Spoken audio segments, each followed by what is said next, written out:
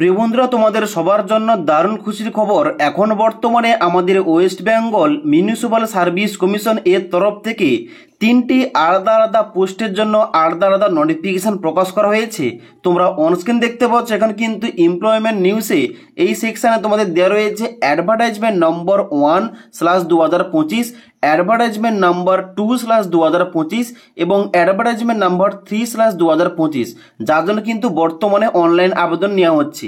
এবার আজকের এই ভিডিওটির মাধ্যমে তোমাদের এই তিনটি বিজ্ঞপ্তি সংক্রান্ত A to Z বলছি। তাই তোমরা যারা রাজ্যের মধ্যে চাকরির জন্য আবেদন করতে চাও, তোমরা ভিডিওটি না টেনে অবশ্যই শেষ পর্যন্ত মনোযোগ দিয়ে দেখে নাও। এবার তোমাদের সবার প্রথমে বলে দিই, এখানে কিন্তু তোমাদের যে তিনটি আলাদা আলাদা পোস্টের জন্য এখানে বিজ্ঞপ্তি আউট করা হয়েছে, এখানে কিন্তু সমস্ত কিছু সেম, তবে শুধুমাত্র পোস্টের নাম আলাদা এবং কোয়ালিফিকেশনটা শুধুমাত্র আলাদা রাখা হয়েছে। এবং এখানে সবার প্রথম পোস্ট রয়েছে সাব অ্যাসিস্ট্যান্ট ইঞ্জিনিয়ার সিভিল, যেখানে 78টি ভ্যাকেন্সি রয়েছে। দ্বিতীয় নম্বর পোস্ট রয়েছে সাব অ্যাসিস্ট্যান্ট ইঞ্জিনিয়ার ইলেকট্রিক্যাল, যেখানে 19টি শূন্যপদ রয়েছে। এবং তার সঙ্গে সঙ্গে সাব অ্যাসিস্ট্যান্ট ইঞ্জিনিয়ার মেকানিক্যাল, যার জন্য মোট শূন্যপদ রয়েছে 28টি। অর্থাৎ এই তিনটি পোস্ট মিলিয়ে মোট এখানে শূন্যপদ রাখা হয়েছে 125টি, যার জন্য তোমরা অনলাইনে ফর্ম ফিল আপ করতে পারবে।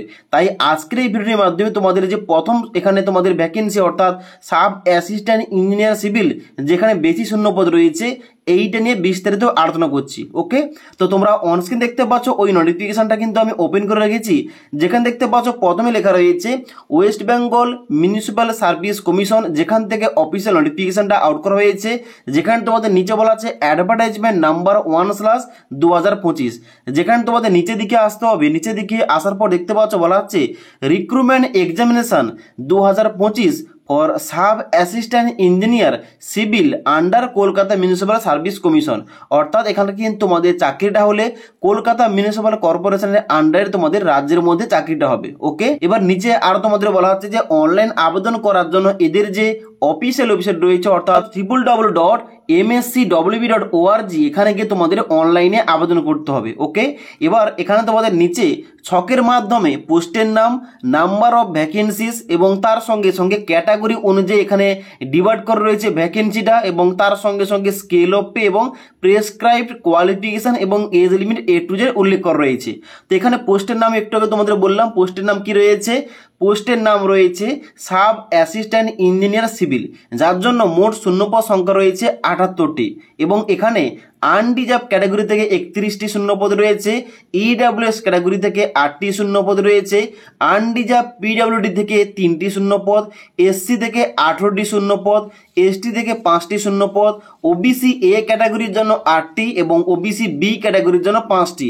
অর্থাৎ তোমরা দেখতে পাচ্ছ এখানে কিন্তু প্রতিটি ক্যাটাগরির জন্য কিন্তু এখানে শূন্যপদগুলো রয়েছে।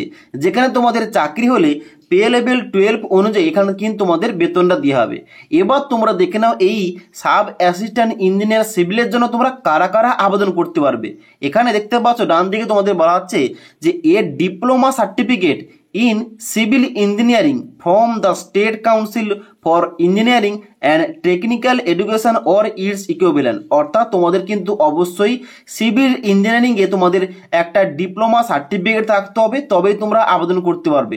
তবে আরও বলা হচ্ছে যে যদি তোমাদের হাইয়ার কোয়ালিফিকেশান, যেমন তোমাদের সিভিল ইঞ্জিনিয়ারিং করা থাকলে তোমরা কিন্তু অবশ্যই এখানে আবেদন করতে পারো। ওকে, এবার তোমাদের এজ লিমিট সম্বন্ধে বলা হচ্ছে কি, বলা হচ্ছে এজ নট মোর দ্যান 37 ইয়ার।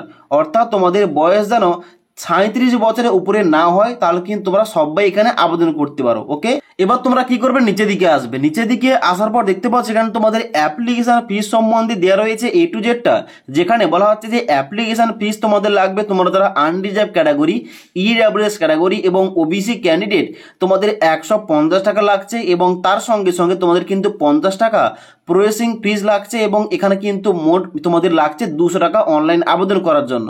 এবং তোমরা যারা SC ST এবং প্রতিবন্ধী স্টুডেন্টস আবেদন করবে, তোমাদের শুধুমাত্র 50 টাকা লাগছে এখানে আবেদন করার জন্য। ওকে, এবার এখানে দেখতে পাচ্ছ তোমাদের নিচে বলা হচ্ছে মেথড অফ রিক্রুটমেন্ট এবং সিলেবাস, যেখানে তোমাদের প্রথম বলে দিই মেথডটা, যে এখানে তোমাদের কয়টি ধাপে সিলেকশনটা করা হবে।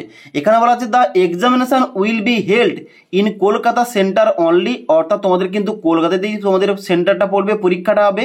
এবং এখানে টু সাকসেসিভ স্টেজেস রয়েছে, যেখানে প্রথম তোমাদের ধাপ কি রয়েছে, written test, multiple choice objective type তোমাদের রিটিন টেস্ট নেওয়া হবে এবং তারপরে হবে তোমাদের পার্সোনালিটি টেস্ট, অর্থাৎ তোমাদের কিন্তু এখানে ইন্টারভিউ নেওয়া হবে, অর্থাৎ তোমাদের প্রথম লিখিত পরীক্ষা এবং তারপরে ইন্টারভিউ, এই দুটি ধাপে তোমাদের কিন্তু সিলেকশনটা হয়ে যাবে। এবার এখানে তোমাদের যে প্রথম লিখিত পরীক্ষাটা হবে, এখানে কিন্তু লিখিত পরীক্ষা তোমাদের 200 নম্বরে হবে। এবার এই 200 নম্বরের জন্য এখানে তোমাদের 100টা মাল্টিপল চয়েস কোশ্চেন তোমাদের করা হবে এবং প্রতিটি কোশ্চেনের জন্য তোমাদের কিন্তু 2 নম্বর করে থাকছে। ওকে, এবার এখানে কিন্তু তোমাদের বলা হচ্ছে নেগেটিভ মার্কিং রয়েছে 1, অর্থাৎ একটি প্রশ্নের উত্তর ভুল করলে 1 নম্বর কাটা যাবে এবং এখানে কিন্তু কোশ্চেনের যে ল্যাঙ্গুয়েজটা এখানে কিন্তু তোমাদের ইংলিশে থাকবে। ওকে, এবার নিচের দিকে আসবে তোমাদের দ্বিতীয় নম্বর ধাপ রয়েছে পার্সোনাল টেস্ট। এখানে কিন্তু তোমাদের পার্সোনাল টেস্টটা তোমাদের 40 নম্বরে হবে। এখানে তোমাদের নিচে বলা হচ্ছে যে the personal test will be held at commission office in Kolkata, অর্থাৎ কলকাতা কমিশন অফিসে কিন্তু তোমাদের এই পার্সোনাল টেস্টটা নেওয়া হবে বেসড অন মেরিট, অর্থাৎ এখানে কিন্তু তোমাদের মেরিট অনুযায়ী সিলেকশন করার পর, শর্টলিস্টেড করার পর যে সমস্ত ক্যান্ডিডেটরা সিলেকশন পাবে তাদের কিন্তু পার্সোনাল টেস্টে ডাকা হবে। এবার বলা হচ্ছে যে candidate of 3 Times the number of vacancies, অর্থাৎ এখানে তোমাদের যে 78টা ভ্যাকেন্সি রয়েছে, এই 78টা ভ্যাকেন্সির 3 গুণ কিন্তু ক্যান্ডিডেটকে ডাকা হবে এখানে পার্সোনাল টেস্টে। ওকে, এবার নিচে আসার পর দেখতে পাচ্ছ বলা হচ্ছে যে final merit list will be prepared basis of total marks obtained by the candidate in the written examination and personal test, অর্থাৎ তোমাদের যে ফাইনাল মেরিট লিস্ট তৈরি হবে, তোমাদের লিখিত পরীক্ষায় তুমি কত নাম্বার পেয়েছো এবং ইন্টারভিউ তোমাদের কত নাম্বার এসছে ওইটা যুক্ত করে একটা কিন্তু তোমাদের মেরিট লিস্ট বের করা হবে, ফাইনাল মেরিট লিস্টটা, এবং ওইটা অনুযায়ী তোমাদের কিন্তু এখানে সিলেকশনটা করা হবে। ওকে, এবার এখানে যে অনলাইন আবেদনটা নেওয়া হচ্ছে, অনলাইন আবেদন করার লাস্ট ডেট রয়েছে 8/7/2025 তারিখ পর্যন্ত। এবার তোমাদের বলে দিই, তোমরা যারা সাব অ্যাসিস্ট্যান্ট ইঞ্জিনিয়ার মেকানিক্যালের জন্য আবেদন করবে, তোমাদের কিন্তু ডিপ্লোমা করা থাকতে হবে মেকানিক্যাল নিয়ে, এবং তোমরা যারা সাব অ্যাসিস্ট্যান্ট ইঞ্জিনিয়ার ইলেকট্রিক্যাল নিয়ে আবেদন করবে, তোমাদের কিন্তু এখানে ডিপ্লোমা করা থাকতে হবে ইলেকট্রিক্যাল নিয়ে। তোমরা কিন্তু এখানে এই 3টি ভ্যাকেন্সি জন্য তোমাদের যে সমস্ত এখানে শাখার কথা বলা রয়েছে, সিভিল, ইলেকট্রিক্যাল, মেকানিক্যাল, তাহলে কিন্তু ওই শাখা থেকে তোমাদের ডিপ্লোমা করা থাকতে হবে, তবে তোমরা এখানে আবেদনটা করতে পারবে, যার লাস্ট ডেট রয়েছে 8/7/2025 তারিখ পর্যন্ত। তার জন্য তোমরা এখানে অনলাইন আবেদন করতে চাও, এখন কিন্তু বর্তমানে অনলাইন আবেদনটা করতে পারো।